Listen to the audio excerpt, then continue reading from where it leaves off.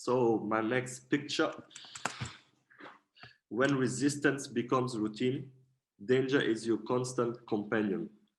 Hong Kongers looked on as armored police made their threat known daily, emerging from clouds of tear gas to reclaim the streets. Scenes of violence spilled from television across Hong Kong, telling stories of pitched battles from the night before, and of the bleeding, disfigured victims who were left on the pavement. But absent from those images was the basic truth that all violence starts from a choice made, a choice to raise a weapon, to silence a voice, to take a life. Posterity will be the judge of these decisions.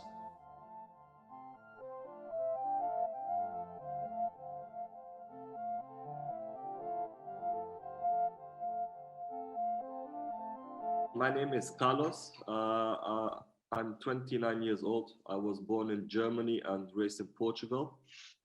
And since we are very young, my mom and my family, we used to travel quite a lot. And I picture always my mother with a camera, back in the days with the film cameras. And I think that's where my interest for photography came from.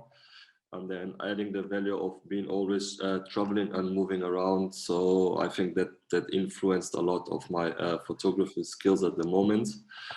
I'm living currently in Kuala Lumpur in Malaysia after 2 years in Hong Kong. And I'm really passionate about photography, traveling, cultures, and learning different languages.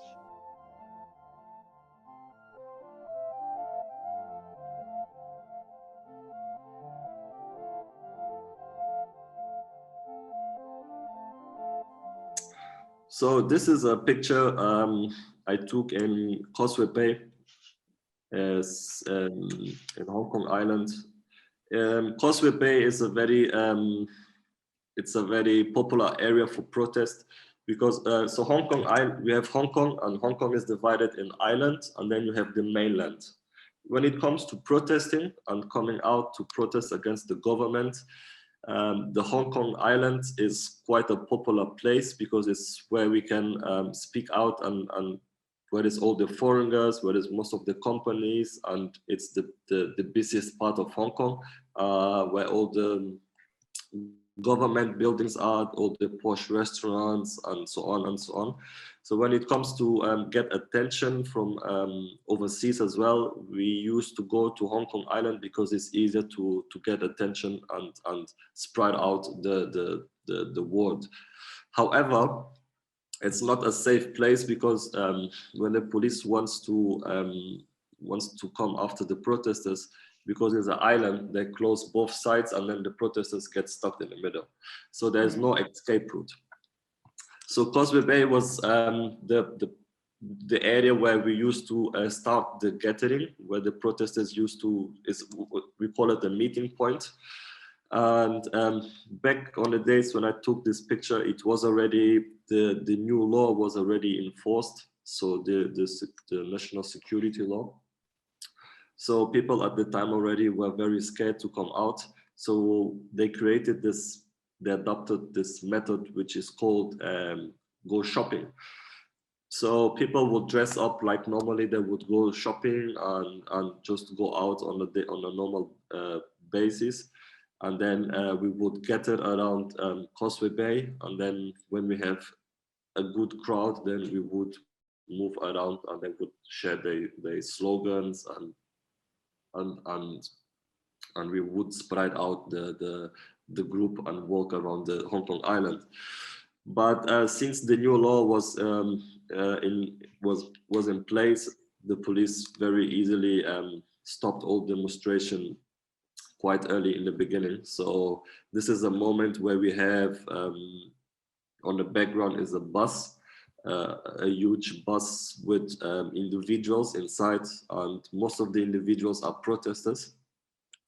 And you can also see there is some photography or journalist crew with a yellow jacket.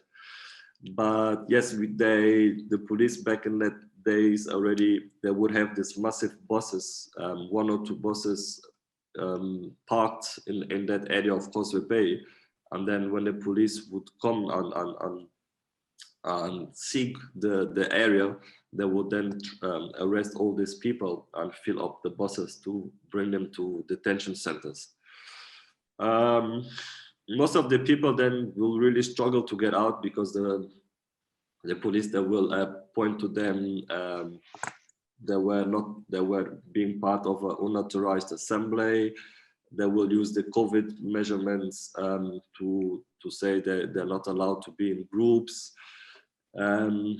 Whatever is connected to media and photography, they will check all your credentials, they will check your company, and they would really make your life difficult to get out. And yeah, then you have a moment where the police is ready there with a rubber bullet. And this is how they would look like. It's the tactical squad. This type of police is very, you don't want to be next to them when they run into the crowd, you know. I've been 2 or 3 times, and when they hit you with that sticks, it's really painful. And we used to say we have the white collar benefit, because as Western, when you remove your masks and you show you're not Asian, they kind of let you go. They just double check your passport. But you are treated quite different. But if you're like a local one, they will just kick you out and take you to the police station. So yeah, this particular type of police is quite scary, and when you see them running after the protesters, it's really a tough moment, you know. And especially for us, that you have to take the decision of, should I take a picture or should I try help the protesters to escape? Should I just throw myself against the police and pretend I didn't see him so the kid can disappear? Or should I just wait to get that perfect shot? So that's, I think, one of the biggest dilemmas when we do this type of photography. But then I think the journalists, their job is to record those moments. And it's a bit, is a skill to be, you know, to focus on your work when you can maybe save someone to get arrested. So hey folks, I hope you enjoyed the episode. If you're interested in learning more about the photographer, you can check out more of their images and stories on our website, scop.io, and buy our book on any major online retailer or your local bookstore. Tune in to our next episode. And don't forget to subscribe. See ya!